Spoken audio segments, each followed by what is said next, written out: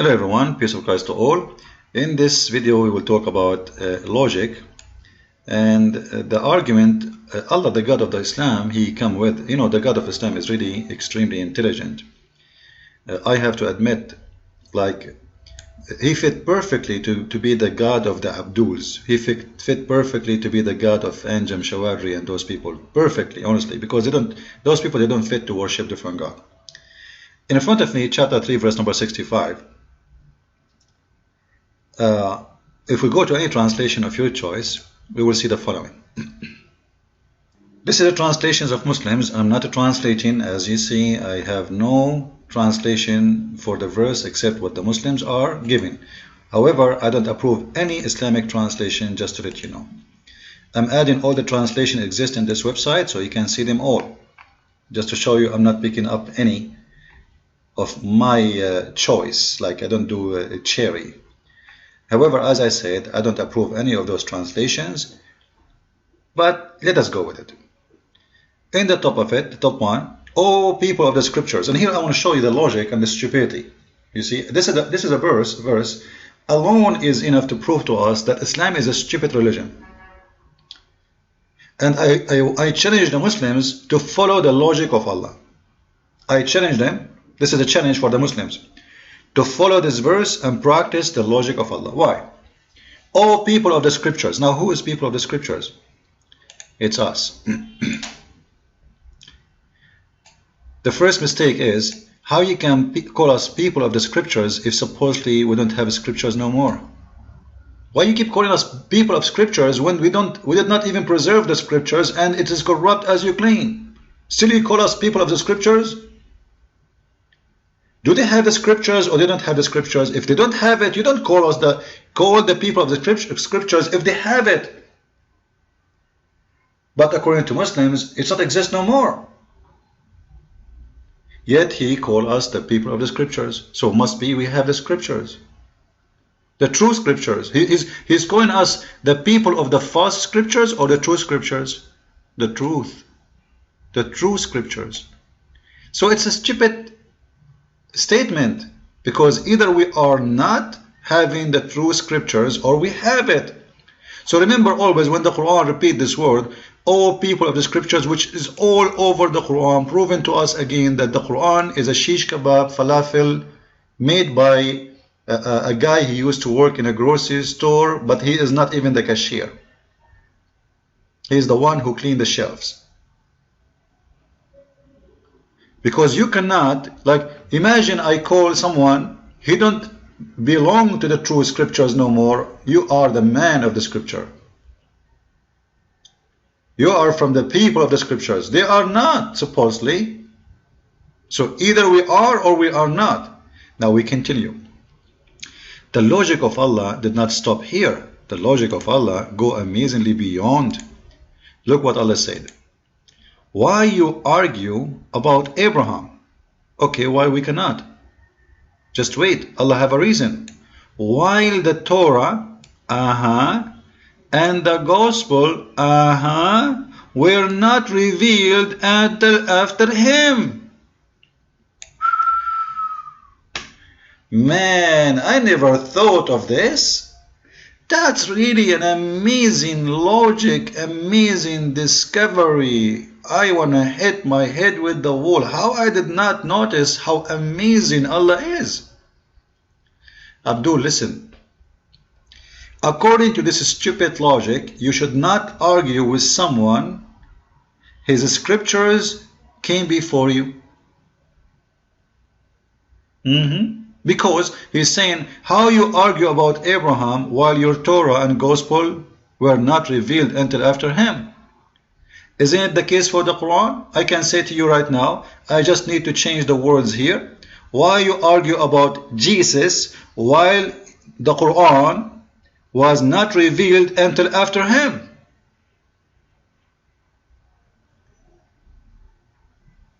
Then will you reason? Will you?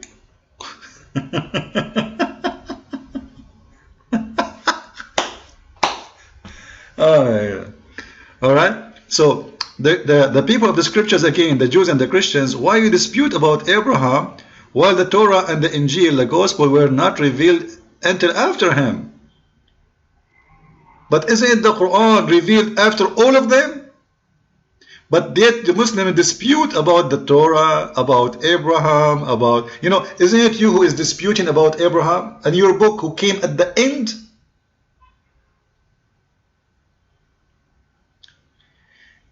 The super intelligence of the God of the Quran. He cannot answer, he cannot debate, he cannot refute. So he comes with a very stupid logic. It doesn't fit even for Mickey Mouse cartoon.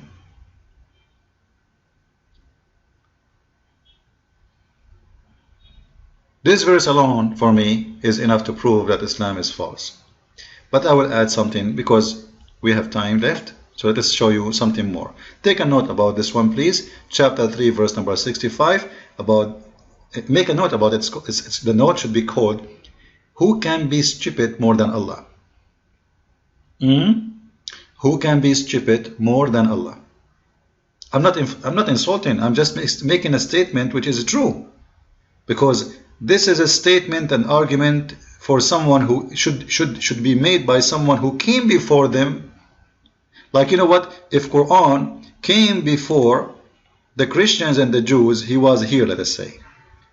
Before the Torah came, before the Gospel came, I will say it make more sense.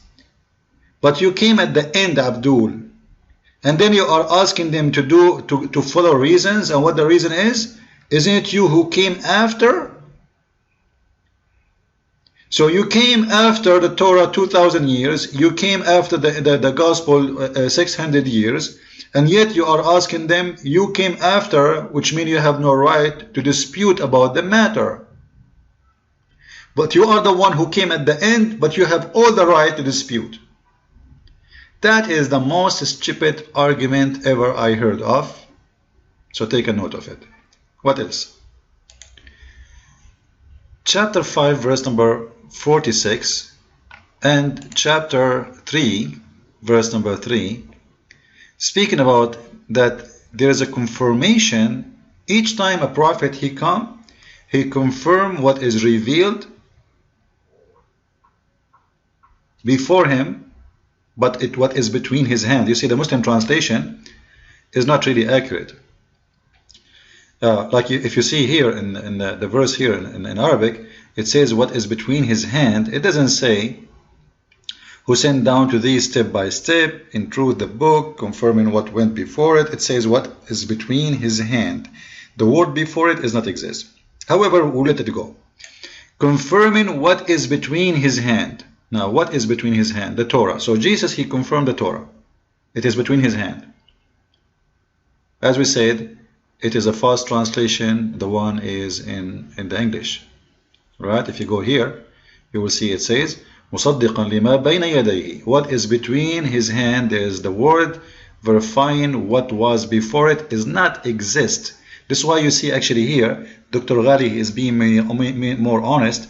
So he's saying, literally, between it is two hands. Literally, between it is two hands. Just wait. So, how you can confirm what is literally between his two hands when the book is corrupt? Muhammad, he confirmed what is between his hands, which is the Torah and the Injil. Literally between his hands. This is mean Muhammad, he have it between his hands. How you say that he have it between his hands, and yet you say that the Bible and the Gospel and the Torah is corrupt?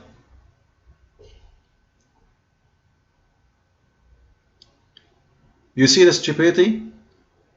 And this verse repeated all over. Isa, he convert, Isa, the prophet of the Abdul. I don't know who's Isa. Who's Isa, by the way? Anyone knows who's Isa? Anyway, Muhammad, he come with names only Allah knows where he got them from.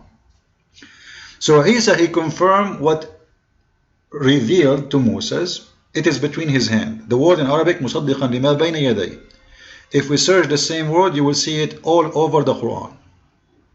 So he confirmed what is between his hand. Here, all over. That means what is between his hand must be not corrupt. because you cannot confirm something between your hand and is corrupt. Same time, if we look in here at this verse, chapter 5, verse number 46, we sent him the gospel, therein was guidance and light, and confirming the law that had come before him. Okay, so every prophet he confirmed, Muhammad he confirmed what was before him, which is between his hands, as we showed you, which is the Torah and the gospel. And then before him, Jesus, he did the same. He confirmed the Torah between his hand, and Moses confirmed what was before him too. So where is the corruption? If there's a corruption, it's mean you are confirming the corrupt. That's stupid. But as we said, Islam is a religion of no logic. It is just a guy trying to make a poetry, trying to make a rap music, and his words, they don't match. As long as he is making the sound of rap, that's what he cares for. In here, we have another issue, which is what Muslims can ask about.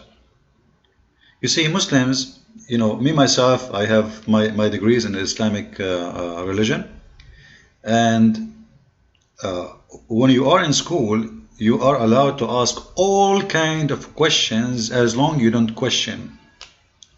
Which means you cannot question the Prophet, you cannot question the Quran, you can ask about something but not questioning. How we can pray? What the Prophet mean here? Like you have to make it in a very clear way that you are not questioning, otherwise that's a big problem. The Quran forbid Muslims from asking questions.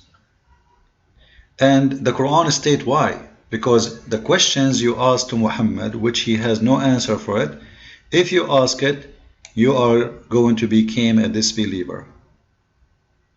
Now, why someone is going to become a disbeliever if he asks those questions? What kind of questions? Those who will make someone disbelievers must be a deep questions, not some Muslim they say it's out like asking the Prophet, Prophet, what will happen to my father tomorrow? Prophet, what I ate yesterday. This is not really what it says. It must be a very serious questions to the point will make you become a disbeliever.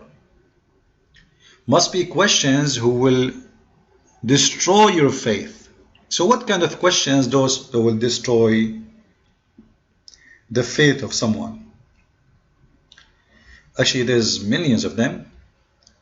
If I am listening to Muhammad, I should ask him the first thing, why you have many verses in the Quran saying that your God, he will not give you miracles? How come all those people asking you for miracles, but still you cannot perform one? Why the Quran says we refrain from doing miracles to our Prophet Muhammad? Why refrain? When the God of Islam, he gave miracles to all prophets before him. Like the Muslim, they say to you, there's the moon split in the Quran. This have nothing to do with any miracles. Even the Quran doesn't say that.